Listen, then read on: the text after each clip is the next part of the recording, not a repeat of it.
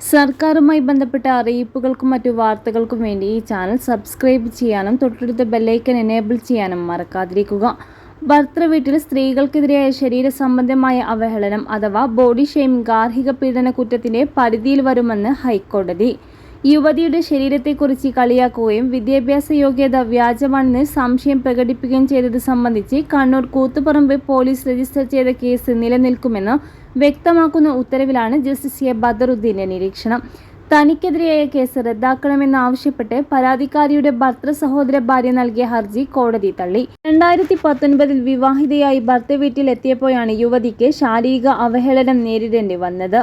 അനുജന് സുന്ദരിയായ മറ്റൊരാളെ കിട്ടുമായിരുന്നുവെന്നായിരുന്നു ആക്ഷേപം. യുവതിയുടെ MBBS സർട്ടിഫിക്കറ്റിനെ കുറിച്ചും സംശയം പ്രകടിപ്പിക്കുകയും കൈവശപ്പെടുത്തി പരിശോധിക്കുകയും ചെയ്തു. പരിഹാസം കൂടിയതോടെ 2022 യുവതി താമസം മാറി പോലീസിൽ പരാതി നൽകി. ഭർത്താവും ഭർത്തൃപിതാവും കേസിൽ 1ഉം 2ഉം പ്രതികളും ഹർജിക്കാരി 3ആം പ്രതിയുമാണ്. തനിക്ക് പരാതിക്കാരിയുമായി രക്തബന്ധമില്ലാത്തതിനാൽ ഗാർഹിക പീഡന നിയമത്തിൽ പറയുന്ന ബന്ധു എന്ന നിർവചനത്തിൽ വരില്ല എന്നായിരുന്നു ഹർജിക്കാരിയുടെ വാദം.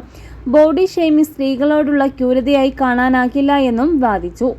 എന്നാൽ ഗാർഹിക പീഡന നിരോധന നിയമത്തിൽ ഭർതൃവീട്ടിലെ താമസക്കാരെല്ലാം ബന്ധുവിന്റെ പരിധിയിൽ വരുമെന്നും സുപ്രീം കോടതി ഉത്തരവുള്ളതായി കോടതി ചൂണ്ടിക്കാട്ടി.